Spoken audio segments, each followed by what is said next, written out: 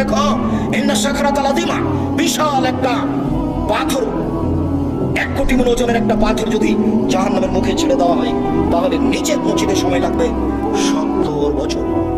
1 কোটি মণ ওজনের একটা পাথর যদি 1 ঘন্টা নিচে যায় কত যেতে পারে, 1 দিন যদি নিচে যায় কত যেতে পারে, যদি 1 বছর নিচে যায় কত যেতে পারে, 70 বছর নিচে গেলে কত যাবে আপনাকে আমি বোঝাতে অক্ষম জাহান্নাম কত গভীর। সম্মানিত দিনী ভাই বোন, জাহান্নামের নিচে থাকবে যারা মুনাফিক, তারা। হিন্দু জাহান্নামে যাবে, তবে সবচেয়ে নিচে থাকবে এই কথা আল্লাহ বলেন। যারা মুনাফিক, দোকানে বসে মানুষের বদনাম করে, এরাই হলো মুনাফিক। এর কথা ওকে লাগায়, এরাই হলো মুনাফিক। ঝগড়া করলে অশ্লীল কথা বলে, এরাই হলো মুনাফিক। মানুষের ক্ষতি করে, যে এরাই হলো মুনাফিক। আজান হয়ে গেছে তবু মসজিদের সামনে না গিয়ে, মসজিদে না গিয়ে দোকানে বসে গল্প করে, এরাই হলো মুনাফিক। মুনাফিক জাহান্নামের সবচেয়ে নিচে থাকবে, এই কথা আল্লাহ তাআলা বলেন। জাহান্নামের পরিচয় দিতে গিয়ে জাহান্নামীদের একটু পরিচয় দিই। রাসূল সাল্লাল্লাহু আলাইহি সাল্লাম বলেন, একজন জাহান্নামীর গায়ের চামড়া হবে 42 হাত মোটা।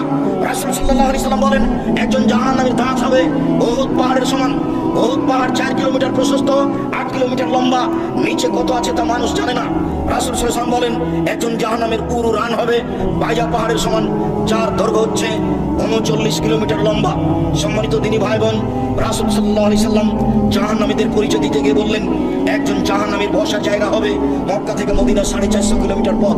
একটা লোকের বসার জায়গা যদি 450 কিলোমিটার হয়, একটা লোকের গায়ের চামড়া যদি 42 হাত মোটা হয়, একটা লোকের দাঁত যদি উহুদ পাহাড়ের সমান হয়, একটা লোকের উরু রান যদি বাইজা পাহাড়ের সমান হয়, একটা লোকের ডান কাঁধ থেকে বাম কাঁধের ব্যবধান যদি একটা দ্রুতগামী ঘোড়া 3 দিন 3 রাতের পথ হয়, তাহলে লোকটা কত বড়।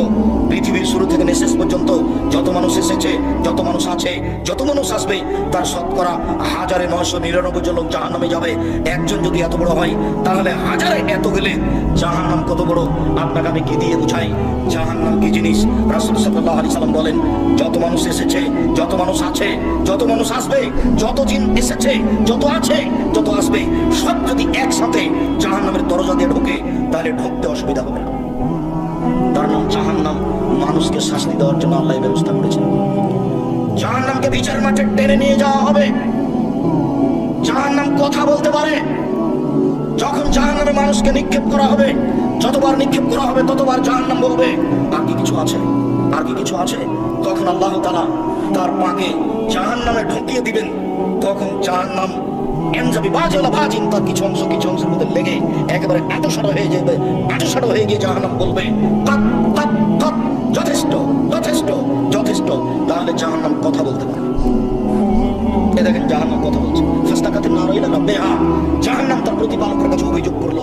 অভিযোগ করে বললো, এখন বাজি বাজান, আল্লাহ আমার কিছু অংশকে ধরে খাই। এইদিকে আগুন ঝাপটা মেরে এইদিকে আগুনকে ধরে খাই, এইদিকে আগুন ঝাপটা মেরে এইদিকে আগুনকে ধরে খাই। তার মানে আল্লাহ তুমি আমার ভিতরের শাস্তিকে একটু হালকা করবা কি? তখন 2টা শ্বাসের অনুমতি দিয়ে তার ভিতরের শাস্তি হালকা করা হলো। আল্লাহ বললেন, ঠিক আছে জাহান্নাম, আমি তোমার কথা মেনে নিলাম।